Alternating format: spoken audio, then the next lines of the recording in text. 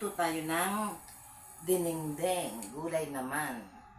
Tayo ng mantika. Lagay na natin yung ating sibuyas, bawang.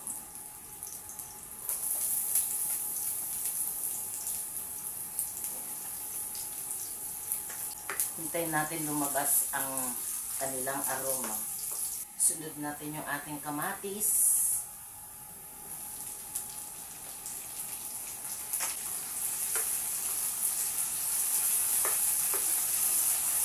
Lalagay natin yung ayan o, yung hipong maliliit. Ano ba tawag dito sa amin dito? Tawag mugmog.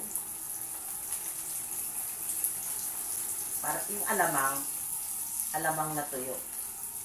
Yan, konti lang lalagay natin. Kasi malasa yan Para konti lang yung ating gulay. Kasi nag-iisa lang ako. Papakita ko lang kung paano lutuin. Tapos, susunod natin ang ating lagyan muna natin pala, patis ang ilalagay ko.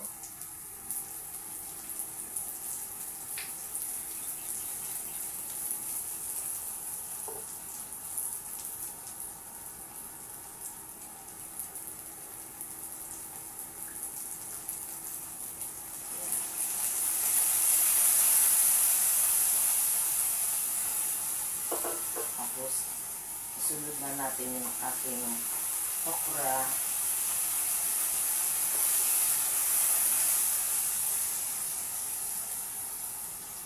Isunod yung ating ampalaya. Native na ampalaya. Lagyan natin ng sabaw. Konti lang. Ganyan lang. Ating takpan. Yan, kumukulo na po. Ilagay na natin yung ating talong. Maraming talong. Mahilig kasi ako sa talong. Yan. Tapos isunod natin yung ating dahon ng malunggay.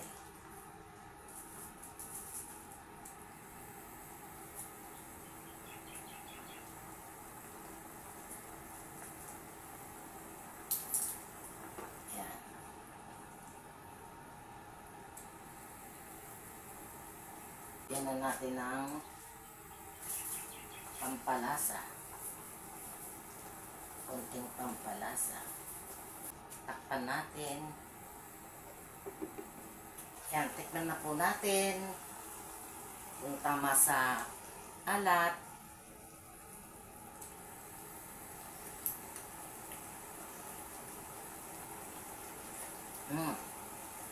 Okay na po. Okay na. Kain na po tayo. Ito po yung ating niluto. Ayan.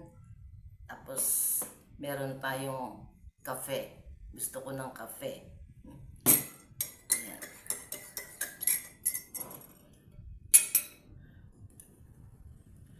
Para kasing hindi ako natutunawan kaya nagkakape ako.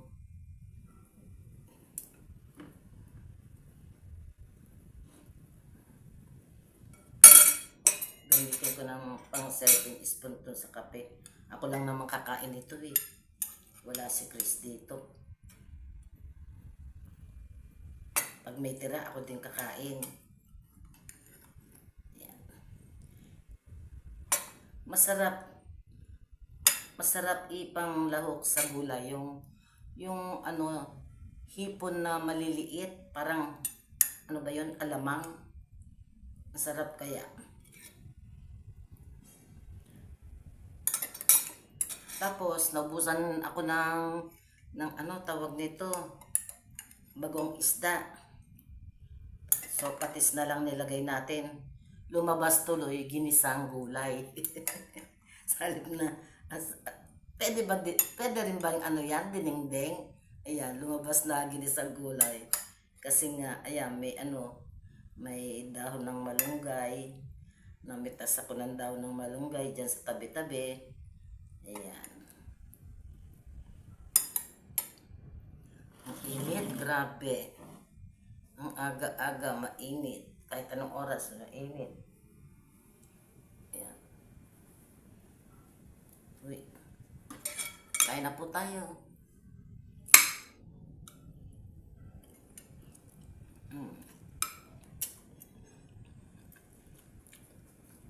Sarap.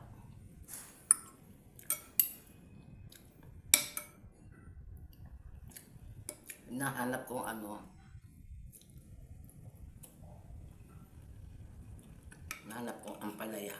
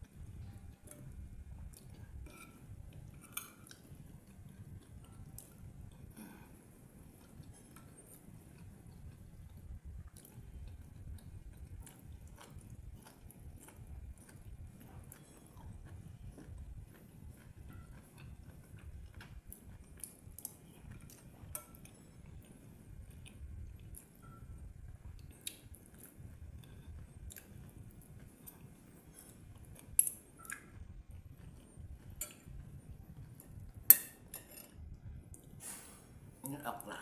Ay, okra. Ampalaya. Native ampalaya.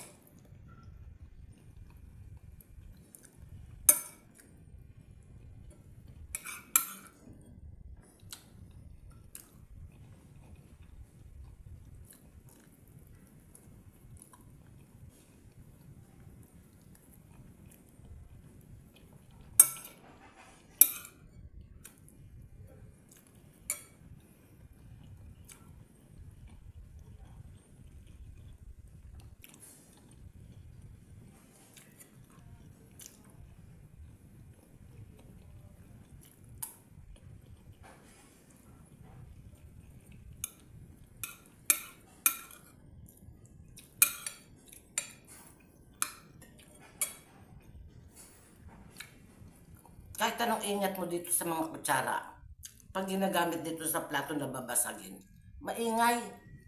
No? Ang tawag nito, ah, bibili nga ako ng ano, yung plastic, hindi naman yung plastic na plastic talaga, na kulay puti. Kasi hindi nakikita rin yung pagkain doon sa ginagamit namin dati na ano, mga may kulay na black, ganun.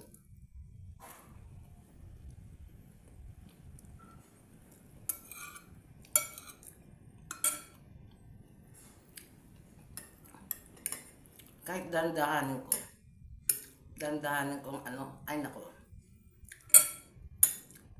ang sarap ng ano, ang sarap ng talong.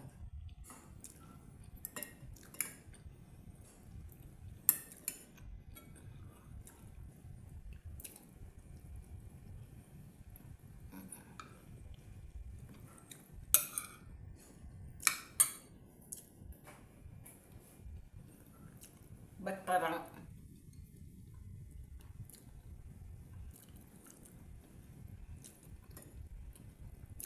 minsan nadilim. Minsan maliwanag yung camera.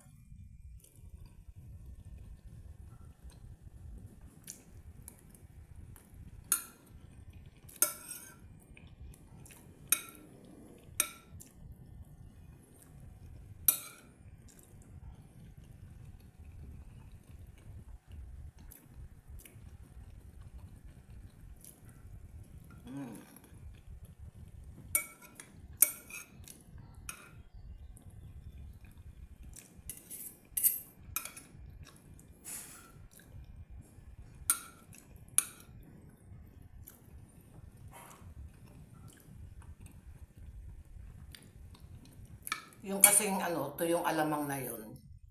Matagal ko na nabili. Siguro may 2 weeks na. Hindi ko nagagamit. So, naisipan ko magulay na itong ilaw. Ang sarap naman. Try nyo, yung mga hindi nakakasubok dyan, try nyo.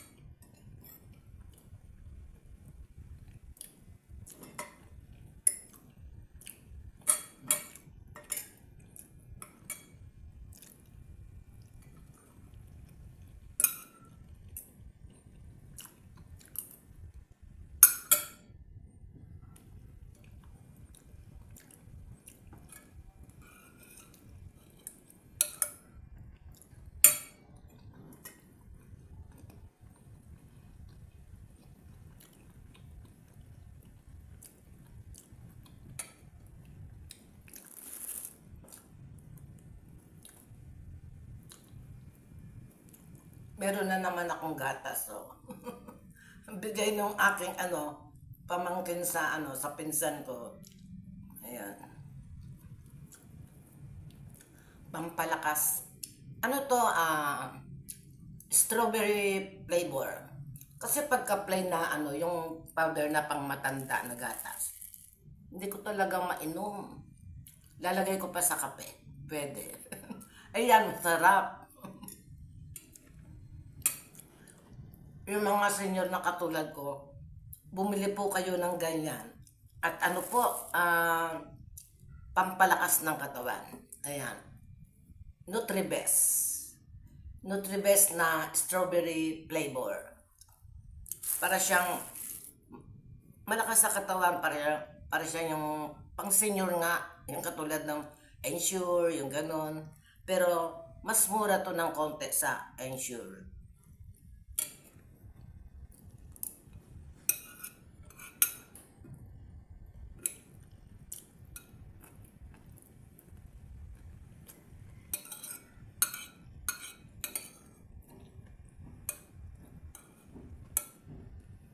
Kala ko uulan. Kagabi lakas-lakas ng mga kulog-kulog.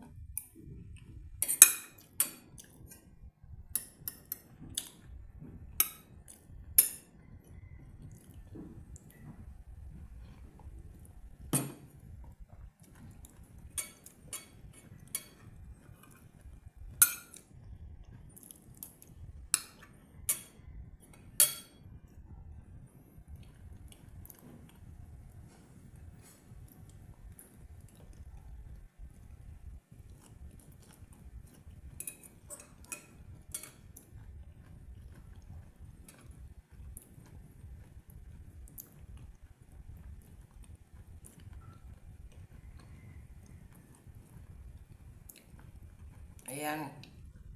Shout out po tayo, shout out.